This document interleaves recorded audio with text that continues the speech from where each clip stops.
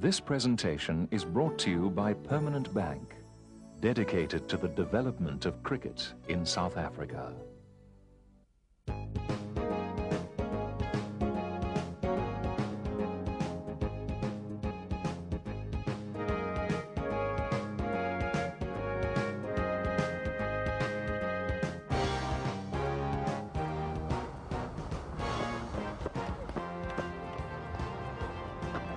Macmillan bitterly disappointed.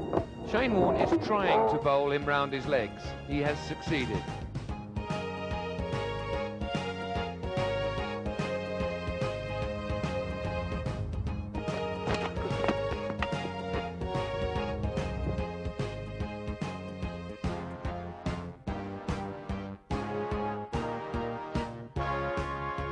Hi, my name is BobWoolmer and welcome to The Wanderers, where we're filming the third in a series of 4 cricket coaching videos. This particular video is going to be on one of the tougher elements of the game, that is bowling. And to join us we've got Craig Matthews to show us how to bowl seam, Pat Simcox to show us how to bowl off spin, Clive Eckstein to bowl left arm orthodox, and Adam Huckle to bowl leg spin and googlies.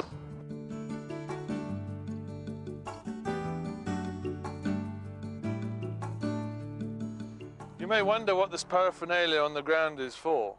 When you're coaching bowling, you'll find a lot of children have trouble coordinating their actions. And I find it very easy to use a piece of string and this paraphernalia in order to obviate that problem. I'm going to have Francois here who's going to help me. Come on, Francois. What I want you to do first, Francois, is stretch that piece of string between your arms as tight as possible. Okay, that's good. Now I want to put your right foot, Francois, between those 2 cones at the back, and your left foot in between those 2 cones there.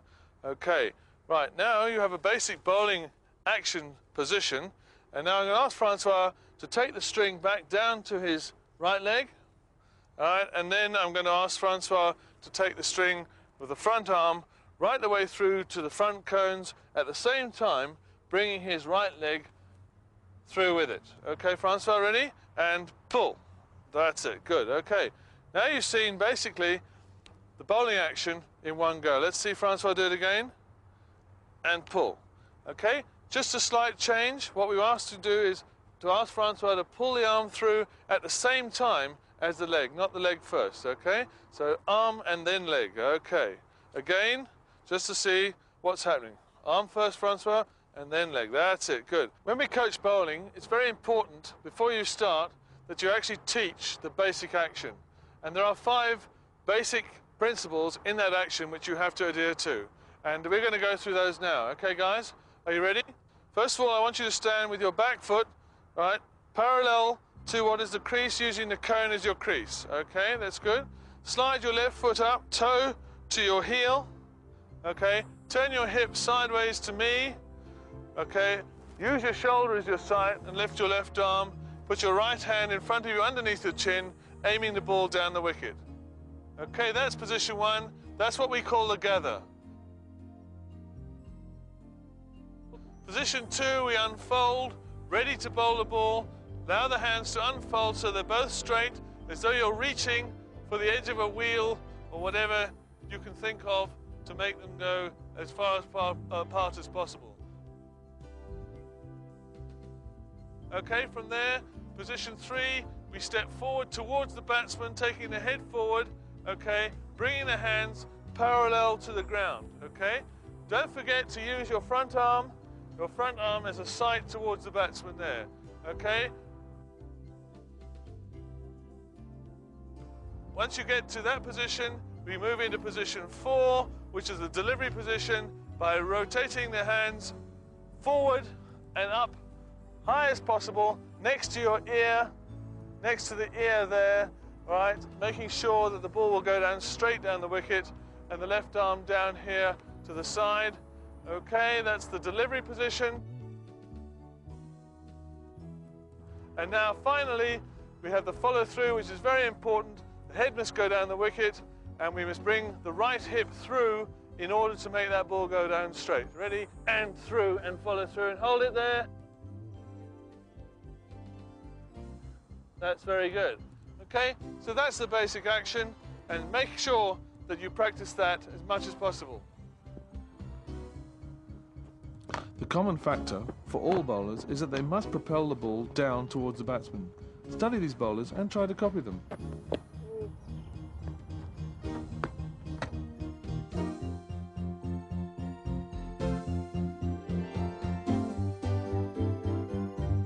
We're going to deal with fast bowling today, and there are two basic aspects. One is seam bowling, which is hitting the seam, and the other is swing bowling, making the ball swing. And with me today I have Craig Matthews, the South African fast bowler. Craig, let's see your grip for the seaming the ball. Well, Bob, I try to get the seam pretty much as straight as possible in my hand, and top two fingers just touching on either side of the seam, and the thumb on the side of the thumb right down in the middle of the seam below the ball. And this little gap here, that's for comfort? Very much so, and also gives me a lot more control and tends to let the ball release a bit easier and making it maybe a bit quicker than normal. And how important is the wrist when it comes over the top, Craig? Well, the vital thing is that it stays straight in order to have the best possible chance of hitting the seam on the wicket.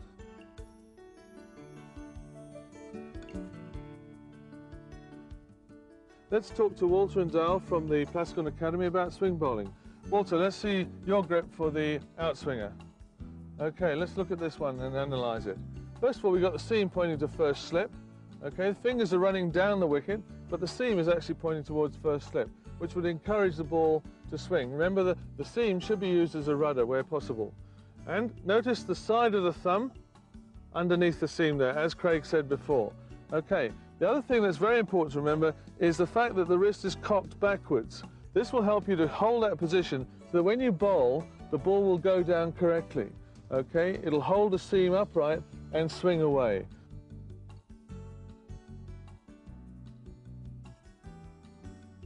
Okay, let's have a look at the difference.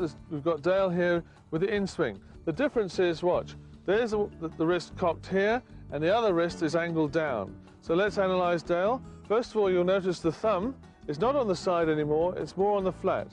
He's actually pushed his hands over the ball in order to get the seam going in towards the batsman and towards leg slip. So again, we're using the seam as a rudder.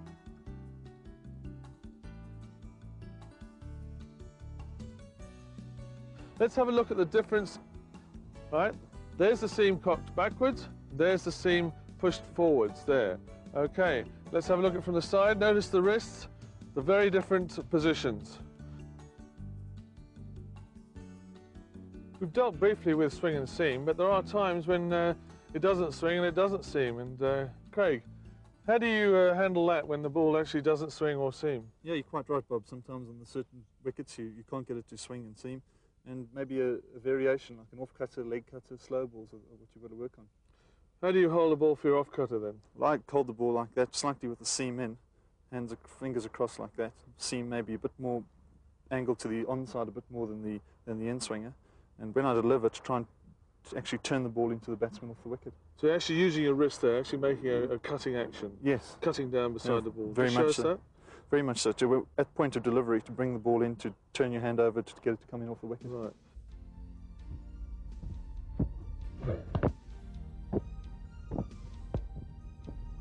And do you have another variation? Do you actually look to bowl a leg cutter as well? Yeah, I do. It's maybe, I think, a bit more difficult to bowl the leg cutter. Very much the grip the same way, except to the opposite direction, also angled maybe to gully, holding the ball like that, but less of a wrist movement, more maybe of your hand sort of falling over on the side of the ball to get it to go off the wicket. Right. And the faster your hand comes down, the more purchase you get, I presume. Oh, very much so. Yeah, I think you get the ball to do more off the wicket and at a better pace. Right.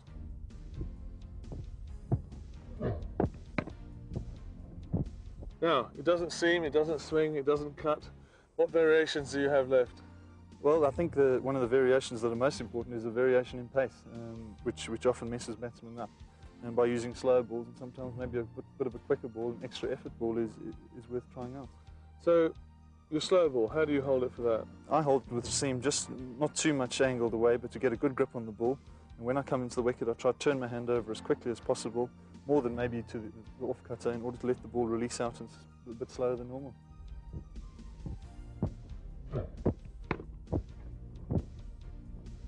There you are. Now you see you've got all those different variations. You've got to be practicing them. Slow balls, there are other variations. You can bowl leg spinners at full pace. As long as your arm comes over quickly, you're going to deceive the batsman. You can let the ball slip out. And there was an Australian bowler called Alan Colony who had the knuckleball.